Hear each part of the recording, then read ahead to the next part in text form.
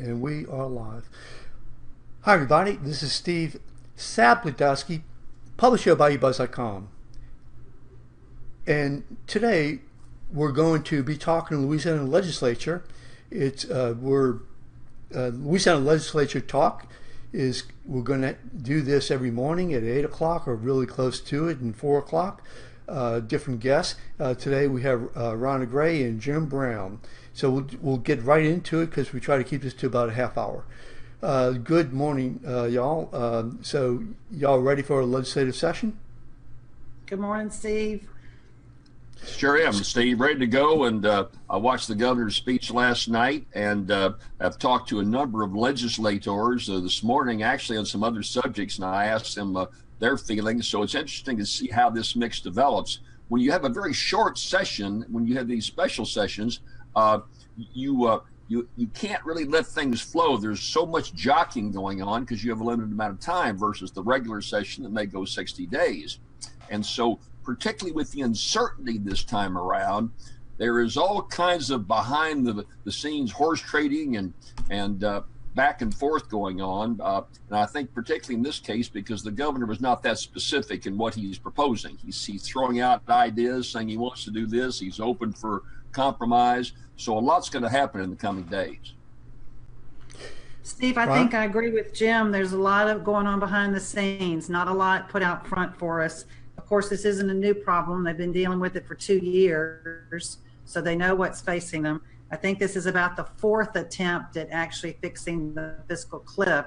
Some of the sessions, as you know, can't address this, but I think it's going to be interesting, and I think it's going to come down to some bipartisan efforts. The Republicans have a majority in the House, but they need Democratic votes if they want to keep some of the things they want. And there will be a lot going on behind the scenes, as Jim said. Sure. Steve, if I could, go ahead. If I could say this, just to put in perspective to our viewers out there, what the governor is proposing is some very significant tax increases over what we saw last year. There's an effort to maybe renew some of the taxes where exemptions were taken away. But the Congress gave us a tax reduction. Well, under our law, when federal taxes go down, state taxes can go up. And the governor's proposing that the tax increase you got from Congress is gone. It's going to go into the state coffers, number one. There are a number of things that concern me. You're now, if the governor's plan goes through, will be taxed on everything from Netflix, Amazon, your house cleaning. If you have a house cleaning service, you're going to pay sales taxes.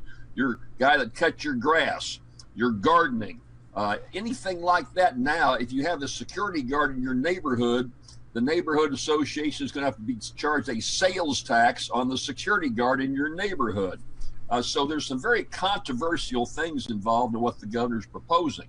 I can go on with you a good bit. One other thing I'll mention, a great reduction in the tax credit you get for businesses out of state. If you have a business in Mississippi, you can deduct from your income taxes you pay in Mississippi. Governor's going to bring that down dramatically in his plan. So it's a pretty radical plan from the governor, and the Republicans normally would say, to heck with it. But there's some pressure on them because the rating services, Moody's, for example, is waving the red flag saying we can reduce your credit rating. And as a consequence, your bond rates will take a tremendous jump. And that's over so more common sense Republicans are saying, look, we're not crazy about what the governor's saying at all. It's way too far, but we got to do something because we got this bond rating flow over our head. So that's part of the backwards debate, the back door debate, if you will, going on right now. Sure, absolutely. So the way I look at it is this, in terms of the governor's speech. Number one, I think that what he was saying is, hey guys, this is our fifth time trying to fix this. Last year we tried and you didn't come up with anything at all. And so we could have had this fixed last year, but we didn't. We put it off, we kicked the can down the road. Secondly, we have a $1.3 billion shortfall in terms of the sales tax that we need to replace one way or another, or to just maybe vote for that again. But or we need to do some kind of compromise, which I think that he's in favor of. Some kind of compromise. I know what's going on behind the scenes, but he definitely did strike the a chord of compromise. At the same time, he's saying, look, we got $3.4 billion that we can play with. $1.3 billion has to be replaced if we do no cuts. And so there's only $3.4 billion where you can get these cuts. And it can only be, quite frankly, in healthcare and also in higher education.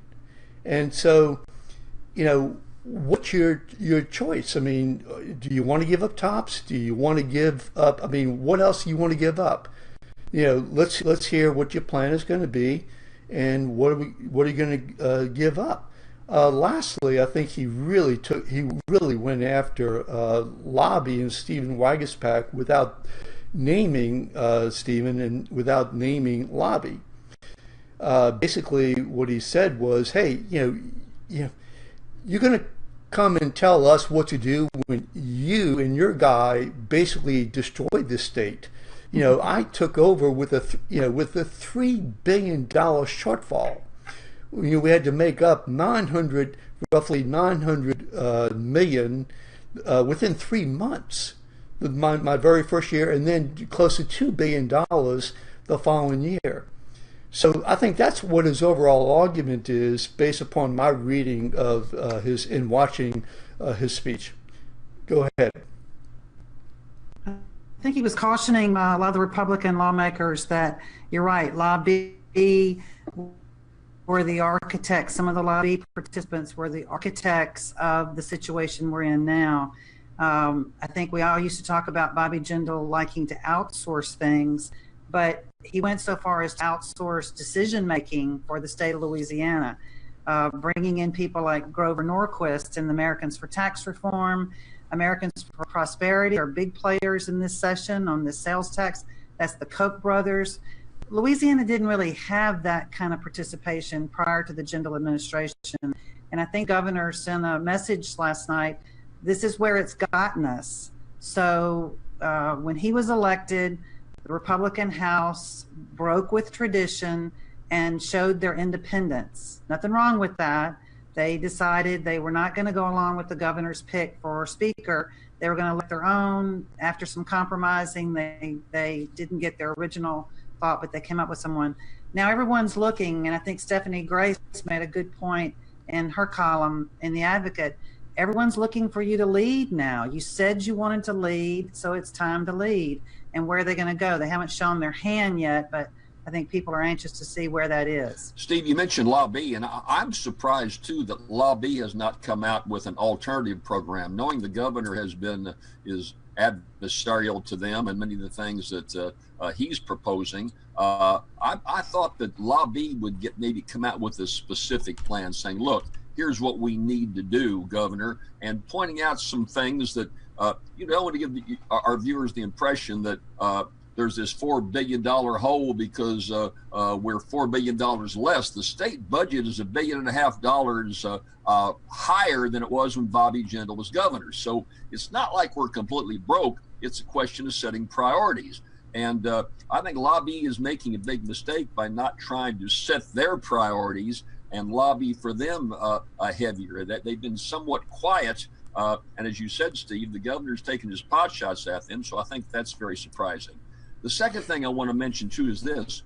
There is also a debate within the Republican circles of problems. I talked to two legislators after the speech last night, and there is the feeling that, look, yes, we've got to do something, but there are some that want to make the taxes permanent just so they can get on into election year next year, and others that want to make it temporary. The temporary group is pushing for a constitutional convention to revamp all the tax laws, something I've been advocating for some time, something I agree with. They're fighting another group of Republican legislators that want to make these taxes permanent so they can just get over it, not have to have it come back and face them again next year.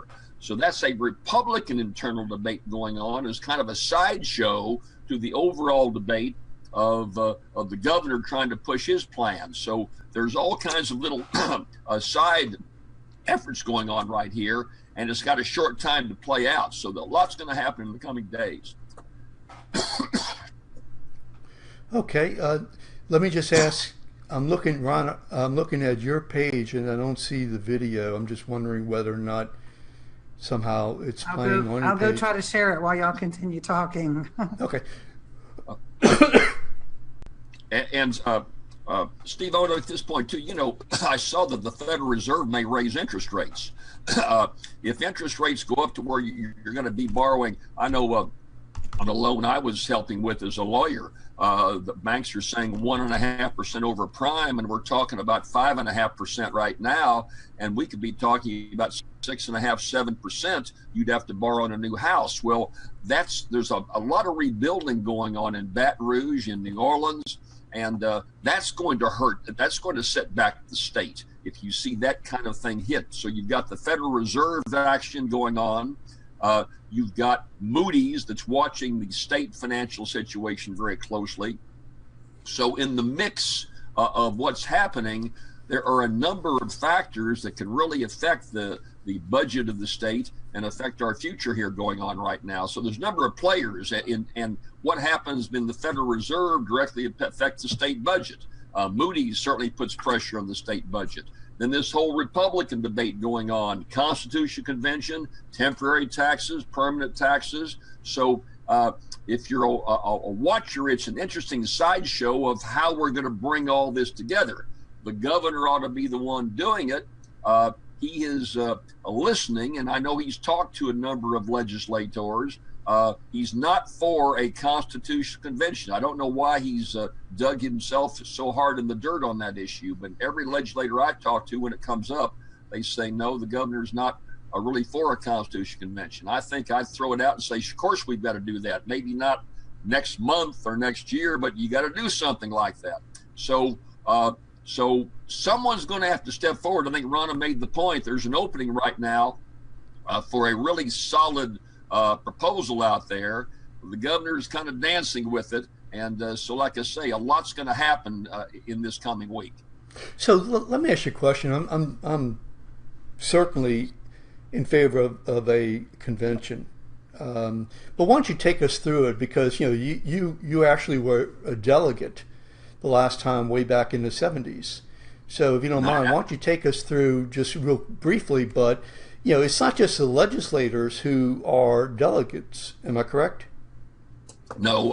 In the 1973 Constitutional Convention, the governor could appoint 22 delegates, if I remember correctly, representing a cross-section of interest groups, business, labor, healthcare, whatever. But then the rest of the delegates ran for the office. I ran up in Concordia Parish as a delegate and was elected up that way. I happened to be co-chairman of the Revenue and Finance Committee with future Governor Buddy Roemer. And Buddy and I talked a lot about what was in the past Constitution. Every single thing was dedicated. And we said, look, this is not the way to run a government. Let's wipe out all the dedications. Let our elected legislators come down to Baton Rouge and set priorities, set spending priorities. Well, and that's what passed when the Constitution passed, 1973. There were no dedications, none whatsoever. So that was great in my opinion, because then the legislature could set priorities. Needs are going to change. That changed, huh, Rannah? Yeah. So, but little by little, different groups lobbied hard the legislature to put their little protected effort in the Constitution. And little by little, it got chipped away to where, as you said, Steve, at the beginning of this show, you've got to look at healthcare and higher education. Most everything else is dedicated for a practical purpose. So I think that was a big mistake. But people in the state voted for that kind of thing. And I think it's time to go back to a new constitutional convention, especially in the revenue area, to go ahead and try to get rid of all those dedications. You've got, and then what happened in terms of the misuse? You had a highway fund put together so it would fix our roads, and we were paying salaries of state troopers out of the highway fund, and it got diverted into things that I think are unconstitutional, but it happened. And so we got this mishmash of laws, a mishmash of spending, and it's just a mess right now, Steve, a real mess. But it didn't start out. Let me interrupt and ask Rannah. Okay, so you have worked in both state and city government. And so I'm just wondering, looking at it from that perspective, what do you think about a constitutional convention? I think the biggest cry for a constitutional convention is the fact that we have heard the business community go to sales tax. It's more fair. It spreads the burden out over everyone. Democrats will say it puts a greater burden on poor people. But we've gone along with that. And we are sitting where we are for the last 2 years or so. The highest sales tax in America is where we're sitting, which is certainly a disincentive for you to have the highest sales tax in America. So what better time to say we need a constitutional convention, we've got to revamp, because we clearly have to look at other things. More and more, the federal government's going to push the burden. We saw it with the infrastructure plan the president released, greater burden on local governments to fund a higher share than they've been asked to in the past.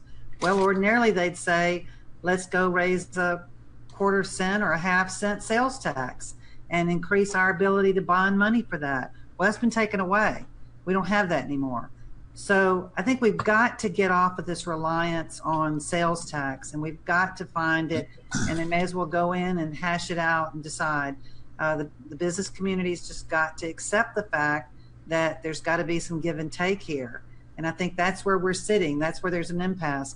That's why Republicans haven't stepped up and led in the House on this issue. That's why Jim points out very accurately, LABI's been silent. There's nowhere else to go but to go to the business community and look for that, or personal income taxes and look at things like that, which a lot of Republicans are saying is a non-starter.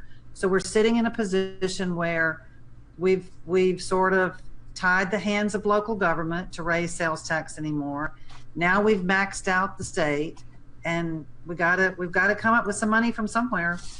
So Jim, let me ask you a question, and that is, the legislator that you talked to, the two legislators that you talked to after the speech, I'm just wondering, what would they be in favor of in terms of taxes? I think they would be willing, the ones I've talked to said they'd be willing to go ahead and renew some of the temporary taxes. I think they're kind of reluctantly agreeing that the federal income tax break we got from the feds, the state's going to bring that up, number one. They also seem to be willing to put some sales taxes on a lot of these services I talked about that we don't get right now. For example, the money coming in when you buy something over the internet. That has been spottily enforced, much more strict enforcement on that. And then enlarging massages. For you go get a massage, there's no sales tax. Well, now there would be a sales tax, a whole set of personal services. That Amazon situation is already in place. That won't be anything new. Right, enforcement. Not being really enforced, though. Right. I think the state's sending out tax bills this year or soon for everyone. Everyone was startled by it. Oh my God, we're going to get a tax bill for what we purchased on Amazon. That was a no-brainer that's coming. And I don't expect anyone's bill for that is going to be very high. I think once they get them, it's going to be, relatively small, unless you're buying cars or something on Amazon. Well, other people spend a lot of money on Amazon. People buy refrigerators and a lot number of large projects there. So I think it's going to be some revenue we're going to see coming in. And then I think the other thing they're saying, Steve, is that we don't think we're getting the full picture from the administration. For example, I've had 3 different legislators tell me that with all the taxes that were passed last year, there's about $100 million surplus over what came in that has not been figured in. That's to be announced in the next week or two. So they're trying to say, look, we got the federal tax break change. We've got maybe a surplus. What's the real whole? What's the real picture? And so they're cautiously moving forward, looking at some ideas. But the big debate is, yes, we're going to accept the fact that the sales tax has to be continued. Some want it temporary, some want it permanent within the Republican ranks. And that's where the debate seems to be going on right now. Well, in the last couple of years, there was to have there in charge of that than Jay Darden. I'm sorry, Steve. I'm sorry? I said, what better person than to have in charge of the budget than Jay Darden, a former Republican legislator who came up through the ranks and sat and wrangled with this very issue. And he led the budget committee, am I correct? I think so, right. So here's another idea I have, and that is, should we, in terms of cut, so what are we going to cut? We're going to cut tax credits. The movie industry has taken a sizable hit. Some people say that good, because we spent too much money on a failed experiment. But Georgia loves it. Canada loves it. A lot of people that were here making some money are no longer making money from the movie industry. I mean, what is it that we're going to cut? Well, Steve, I think you hit that example you give is one more thing I'm hearing a good bit. We just don't know how efficient the tax credit is. There's never been, as I talked about the last time we had this whole debate, a performance audit study on what we're spending.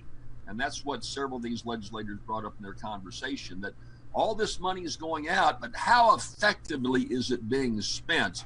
And they admit to some degree that it's their own fault for not monitoring the situation a heck of a lot more. So we've got, when you've got $27 billion being spent out there, and you're picking up the morning paper and seeing that state troopers are making $260,000 a year and by sitting at home drinking a cold beer for a lot of the hours, and a few abuses like that raise the whole aura of accountability.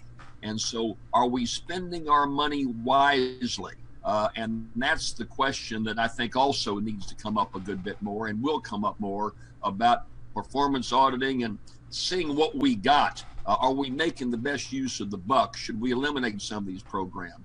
The feeling Didn't Bobby Jindal do a performance audit? We paid a lot of money to, I forget the name of the company, to go through every one of the agencies and to see where we could cut. So is that the same thing that you're talking about?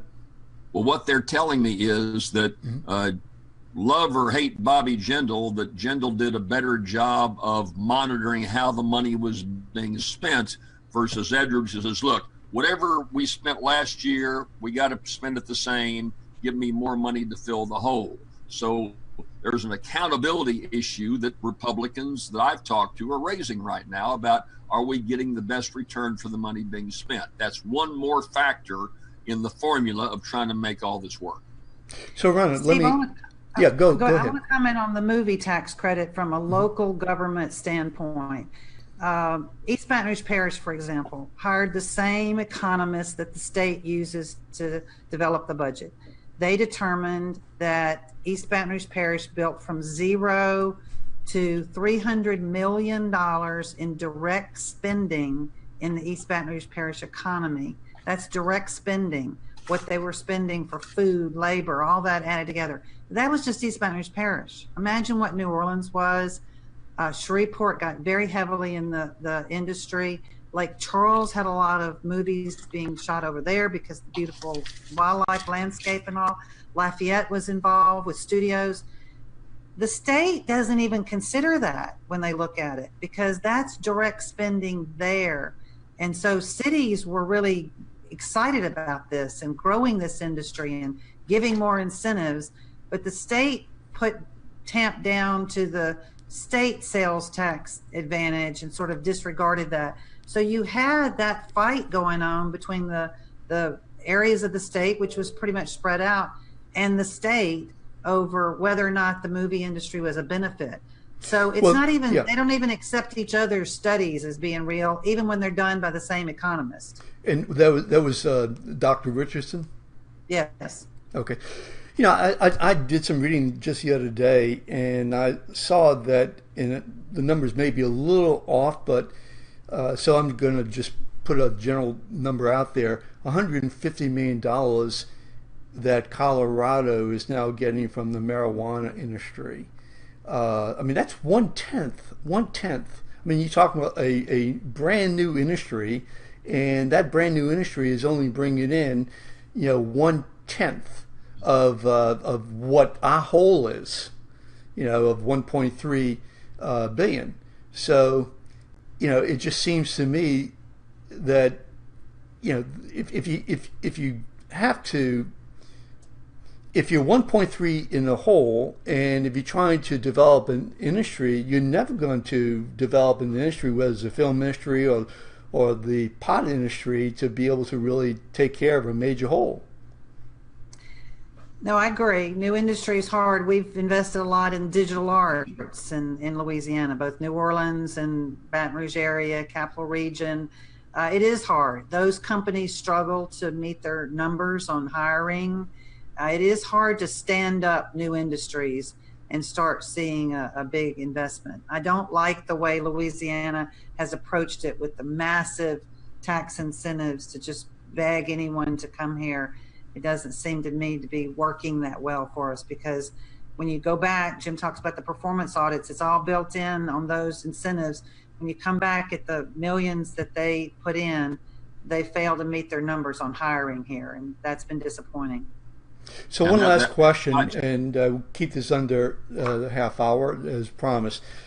And so, Jim, if you had all the legislators' ear and the governor, what would you tell them at this point in time? And I'd say, look, same let's be question to you, realistic. Rannah. Let's be realistic about where we are. I mean, at some point you got to sit down and say, look, we're losing population. We're one of the few states in America that has fewer people today than we did 10 years ago. We're losing population down here in Louisiana. We've got a budget that's grown very dramatically, and we've got to make some tough choices. We have huge needs. We've got the highway needs we've talked about. We unfortunately have not managed all that money well in the past. And so we've got some huge problems. And what we're doing is putting our fingers in the dike. We're saying, good Lord, just let me get through one more fiscal year. We'll worry about things next year. We're just not sitting down and being realistic about where we are. I'd probably do some quick fixes of putting the sales tax, continuing it for another year, but everything temporary, Steve, where we can sit down and say, what are our needs? You earlier in the show said, well, it's either or, it's tops. We're going to wipe out tops. Look, King Alexander is going around the state right now saying that out-of-state applicants are 50% higher than last year, 35% higher on the state level. There's not a lack of students going to school. Sure, they want to go to school. We got one of the lowest tuition rates in America, and we got TOPS that gives it to you for free. That's great, but can we afford that luxury? Maybe we don't cut it all out, but maybe we cut it back by 20%. There's some tough choices you got to make in a very difficult financial time in this state, Steve. Okay, thank you. Rannah, we have one more minute. Okay, I would say, first of all, tell all the out-of-state interests to go home. Koch brothers, we don't need you. Grover Norquist, we don't need you getting our legislators to sign pledges. Tell the legislators to stop being partisan fighting, squabbling, stop the squabbling, and sit down and get together. Democrats, you've got a Democrat governor for the first time in a long time. Republicans, you've got a Republican in charge of the budget process who sat side by side with you. So sit down and put Louisiana first and stop all of these national tax reform policies coming in here and address our problems for us. Go back to what John Breaux always said, Louisiana first. So in fairness, there are some Democratic-based organizations that do come down too. So we need everybody to go home. Right. That's right. Yeah. So, and that's fair enough. Okay, well, listen, thank you so much. Those people who are watching, please go ahead and share this, like it. We'd like to get this out there. Tomorrow, Christopher Tidmore and I will be talking about these issues. Christopher is following the session, hopefully later this week. Rannah and Jim can join me again, 8 o'clock in the morning and 4 o'clock in the afternoon. So, guys, if you could hold on 1 second, I'm going to press a couple of buttons, and let's make sure that the legislature listens to what we have to say and not those people from out the state, right? That's right. Solve all their problems. Listen to us. Listen to us. That's right. So hold on. Steve and Jim. Okay, hold on.